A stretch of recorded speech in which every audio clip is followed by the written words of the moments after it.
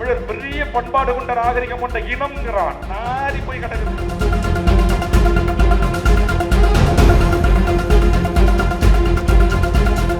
பெற்றோர் என்கிற பெயரில் டிக்டாக்கில் விபச்சாரம் செய்கிற பெற்றோரை சொன்னேனே தவிர யூடியூப்ல பல பேர் பார்க்கணும், அதன் மூலமாக காசு கிடைக்க வேண்டும் என்பதற்காக தன் ஆடைகளை அவிழ்த்து காட்டி இளைய தலைமுறையை சீராக்குகிறார்களே, இவர்கள் வேறு தொழிலை செய்துவிடலாம் என்று ஒரு ஆதங்கத்தில் சொன்ன வார்த்தையை பிடித்து வைத்துக் கொண்டு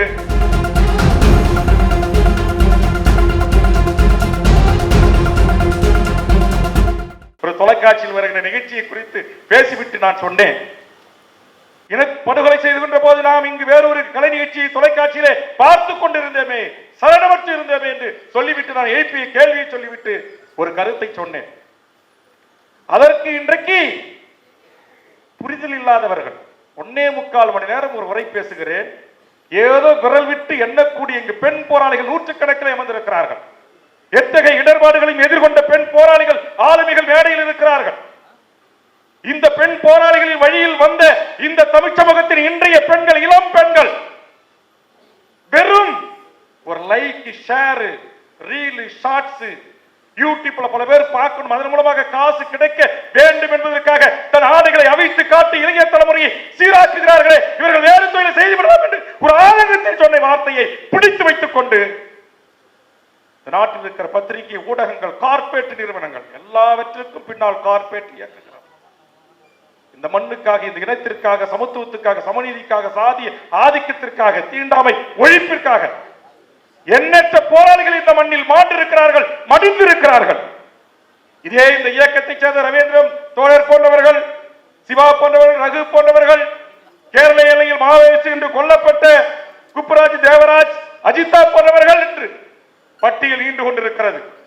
தமிழ் தேசிய தளத்தில் தமிழரசில் தொடங்கி எண்ணற்ற போராளிகள், நக்சல்பாரிகள். நான் தோழர்களோடு வாய்ப்பு கிடைத்து பேசுகின்ற போது சொல்லுவேன், என்னுடைய வருமானமாக இருந்தாலும், உழைப்பாக இருந்தாலும், பதவிகளாக இருந்தாலும், இதைவிட உயர்ந்த பதவிக்கு உச்சத்தை தொட்டாலும் உங்களை போன்றவர்களுக்காக வேல்முருகன் ஆகிய நான் தடமாறாமல் ஆதரிப்பேன். எந்த பதவியில் இருந்தாலும் எனக்கு கவலை இல்லை. பதவி எனக்கு ஒரு பொருட்டில்லை, துணிந்து களமாடுங்க. நினைச்சு பாருங்க, இன்னைக்கு 7 கோடி மக்கள் தமிழ் சமூகத்தில் வாழ்றோம்.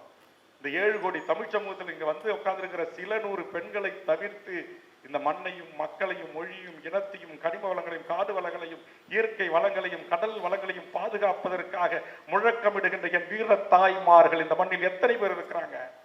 எத்தனை பேர் சிறைக்கு போக தயாரா இருக்காங்க? ஒரு பெண் பிள்ளை, இளம் வயது பெண் பிள்ளை வளர்வது எத்தனை முறை காவல்துறையின் அடக்குமுறைக்கு உள்ளாகிறாங்க? குன்று தடுப்பு சட்டத்தில் போடுவது இந்த அரசாங்கத்துக்கு, ஆட்சியாளர்களுக்கு அவமானம் தவிர என் தங்கை வளர்மதிகளுக்கு அவமானம் அல்ல. இதை என் சமூகம் ஏன் உணராமல் இருக்கிறது? ஏன் இந்த சமூகம் இவர்களை கொண்டாட மறுக்கிறது? ஏன் இந்த சமூகம் இவர்களை ஏற்றுக்கொள்ள மறுக்கிறது? ஏன் சினிமா, சாராய, போதைகளில், கஞ்சா, அபீல், குட்கால் அடிமைப்பட்டு கிடக்கிறார்கள், கட்டுண்டு கிடக்கிறார். தமிழர் பெரிய பண்பாடு கொண்ட நாகரிகம் கொண்ட இனம்ங்கிறான். நாரி போய் கிடக்குது, நாரி போய் கிடக்குது. இதை வெளிப்படையாக சொன்னால், இது வெளிப்படையாக பேசினால் உடனே வேல்முருகன் பெண்களை பாலியல் ரீதியோடு ஒப்பிட்டு விட்டார்.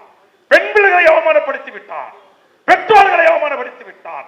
பெற்றோர் என்கிற பெயரில் டிக்டாக்கில் விபச்சாரம் செய்கிற பெற்றோரை சொன்னேனே தவிர தமிழ்நாட்டில் படிக்கிற எந்த பெற்றோரையும் நான் சொல்லவில்லை. ஆனால் அருமை பத்திரிகை ஊடக நண்பர்களுக்கு இதன் ஊடாக போராளிகள் மேடையில் இருந்து இந்த மேடை என்னை அழைத்ததே நான் கௌரவமாக கருதுகிறேன். இந்த மேடை என்னை அழைத்ததே கௌரவமாக கருதுகிறேன். தமிழ்நாடு விடுதலை படை, தமிழ் தேசிய விடுதலை இயக்கம், தமிழ் தேசிய போராளிகள், தமிழ் மீட்சி படை என்று எண்ணற்ற ஆயுத குழுக்களோடு சிறு வயதில் களமாடியவன்.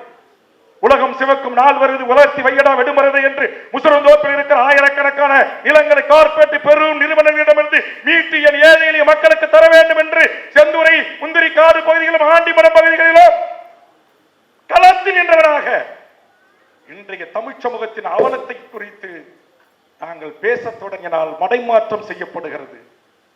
பேசுபொருளாக வேறொன்று முன்வைக்கப்படுகிறது. எத்தனை நாளை உங்கள் கார்ப்பரேட்டின் கைக்கூலிகளின்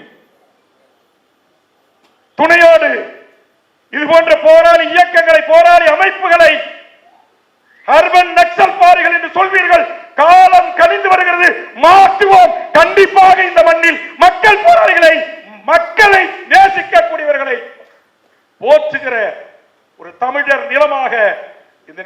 மாற்றுவோம். யூடியூப்ல பல பேர் பார்க்கணும், அதன் மூலமாக காசு கிடைக்க வேண்டும் என்பதற்காக தன் ஆடைகளை அவிழ்த்து காட்டி இளைஞர் தலைமுறையை சீராக்குகிறார்களே, இவர்கள் வேறு தொழிலை செய்து விடலாம் என்று ஒரு ஆதங்கத்தில் சொன்ன வார்த்தையை பிடித்து வைத்துக் கொண்டு நாட்டில் இருக்கிற பத்திரிகை ஊடகங்கள், கார்ப்பரேட் நிறுவனங்கள் எல்லாவற்றிற்கும் பின்னால் கார்ப்பரேட் இயக்குகிறார். டயா பூஸ்டர் சுகருடைய ரிமோட் கண்ட்ரோல் இனி உங்க கையில. அனைத்து மருந்து கடைகளிலும் கிடைக்கும்.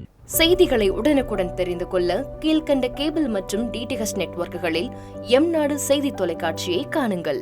பாதகம் செய்பவரை கண்டால் நாம் பயம் கொள்ளலாகாது பாப்பா. மோதி மிதித்து விடு பாப்பா, அவர் முகத்தில் உமிழ்ந்து விடு பாப்பா. அண்மை செய்திகளை உடனுக்குடன் தெரிந்து கொள்ள இணைந்திருங்கள் எம்நாடு தொலைக்காட்சியுடன்.